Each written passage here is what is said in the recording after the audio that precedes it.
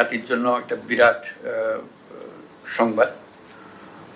আমি জাতির পক্ষ থেকে কমিশনের চেয়ারম্যান দুজন এবং কমিশনের সকল সদস্যকে কৃতজ্ঞতা জানাচ্ছি। এটা আন্তরিকভাবে জানাচ্ছি, নেহাতি এটা সৌজন্যমূলকভাবে বলছিলাম। আপনারা যখন এই সামান্য দু কথা দিয়ে শুরু করলেন, আমাদেরকে জানালেন, কতজনের মাথা নাড়া দেখলাম, তাতে বোঝা গেল কোন জায়গাতে আপনারা হাত দিয়েছেন। এই দুটো সংস্কার কমিশন হলো এমন জিনিস, বাংলাদেশের বা যে কোনো দেশে হয়, বাংলাদেশের হেনস নাগরিক নাই যে তাদের টাচ হয় না। অন্য অন্য কমিশনের অনেক জিনিস থাকে, অনেক বড় বড় জিনিস থাকে, কিন্তু সরাসরি টাচ হয় না, ইনডাইরেক্টলি হয়। কিন্তু এটা হলো একদম সরাসরি। আপনি দরিদ্রতম ব্যক্তি হতে পারেন, ধনীয় ব্যক্তি হতে পারেন, মাঝের লোক হতে পারেন, এটা এই দুটার থেকে মুক্তি নেই। এই দুটোর সঙ্গে আপনাকে সম্পৃক্ত হতেই হবে। এবং আমাদের যে অভিজ্ঞতা, দেশের যে অভিজ্ঞতা, এটা হলো হেনস্থার অভিজ্ঞতা, অবমাননার অভিজ্ঞতা।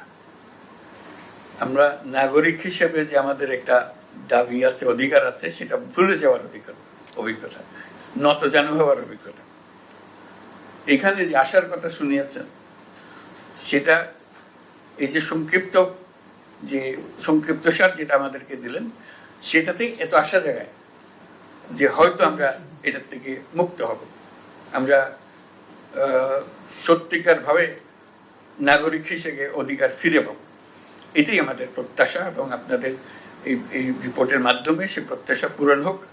আপনাদের এই রিপোর্টটা আমরা এখন সংস্কার কমিশনের রিপোর্ট হিসেবে জনগণের হাতে দিয়ে দেব, এবং রাজনৈতিক দলের হাতে দিয়ে দেব, সিভিল সোসাইটি অর্গানাইজেশনের কাছে দিয়ে দেব, যাতে করে তারা একমত হতে পারে যে এগুলো করে ফেলা ভালো।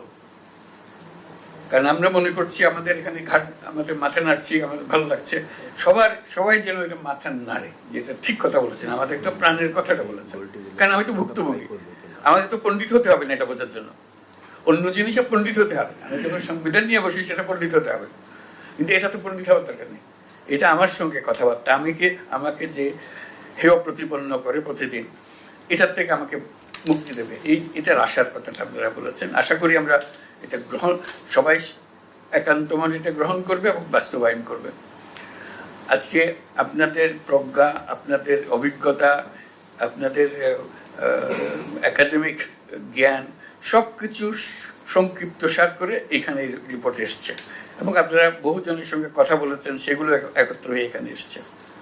এটা বাংলাদেশের ইতিহাসের একটা স্মরণীয় পুস্তক, এটা থেকে যাবে। এটা আমরা কি করলাম না করলাম, ভবিষ্যৎ প্রজন্ম আমাদেরকে এটা দিয়ে বিচার করবে। আপনাদের তো পেয়েছিলেন, আপনারা করেন না কেন, তো বলতে পারবে। এটা এমন না যে আমরা জানতেন না বলে করেন না, এখন তো জানিয়ে দিয়েছে, এখানে বইতে সব বলা আছে, আপনারা করেন নাই। আপনাদের মতামত চাওয়া হয়েছিল, আপনারা মতামত দেওয়ার জন্য গা করেন নাই, অথবা অবহেলা করেছেন, গা করেন নাই। এটা যে একটা গুরুত্বপূর্ণ বিষয়, সেটাকে আপনারা গুরুত্ব দেন নাই। সেই দায়িত্বটা আপনাদের কাছে, জনগণের কাছে এসে যাবে যদি আমরা সেটা সাড়া না দিই। কাজে এই ফসল, এটা জাতির জন্য একটা স্মরণীয় বিষয়, যে এটা জাতি যেদিকে যাক না কেন এই রেফারেন্স পয়েন্টটা থেকে যাবে। এটার সঙ্গে বিচার করে আমরা ঠিক করবো আমরা কদ্দূর গেলাম। আমি এটাও বলছি যে এটা শুধু বাংলাদেশের জন্য না, আপনাদের যে অবদান আছে, যেটা আপনারা রাখলেন, এই কমিশন সদস্যবৃন্দ, চেয়ারম্যান মহোদয়গণ, এটা শুধু বাংলাদেশের জন্য অবদান না, বিশ্বের জন্য অবদান। কারণ এটা সব জাতিকে এটা ফেস করতে হয়। যারা এটা নিয়ে চিন্তা করবে যে আমাদের কি কি বাদ গেল, এটা পড়ার পরে এই জিনিসটা তো আমরা করতে পারতাম মনে হবে। তো সেজন্য আমার একটা অনুরোধ থাকবে, এই পদ্ধতি শেষ হওয়ার পরে অথবা এই মধ্যেই এটার ইংরেজি অনুবাদ হয়ে যাওয়া। কারণ বিশ্বের দরবারে যেতে গেলে সে বিশ্বের ভাষায় আমাদেরকে সেটা নিয়ে আসতে হবে, যেহেতু আপনারা এত কষ্ট করেছেন এগুলো একত্র করার জন্য। এই কষ্টের ফসলটা সারা পৃথিবীর প্রাপ্য, শুধু বাংলাদেশের প্রাপ্য না। তারা তাদের বগিতে, তাদের কনটেক্সে তারা বিচার করবে, কিন্তু জিনিস একই। ইস্যুটা তারা তাদের মতো করে দেখবে, এবং তারা যখন তাদের দেশের জন্য চিন্তা করবে বা একটা প্রস্তাব আনবে, পার্লামেন্টে একটা প্রস্তাব আনবে, এগুলো ঘাটাঘাটি করবে যে হ্যাঁ ওরা কি করেছিল, ওরা কি পরামর্শ দিয়েছিল। তো সেজন্যই আজকের যেই এই দুটো ভলিউম আমরা গ্রহণ করছি রিপোর্ট হিসেবে, এটা পৃথিবীর সম্পদ হিসেবে, জাতির সম্পদ হিসেবে এবং পৃথিবীর সম্পদ হিসেবে আমরা গ্রহণ করলাম। আপনাদেরকে অশেষ ধন্যবাদ এই কাজটুকু করে দেওয়ার জন্য।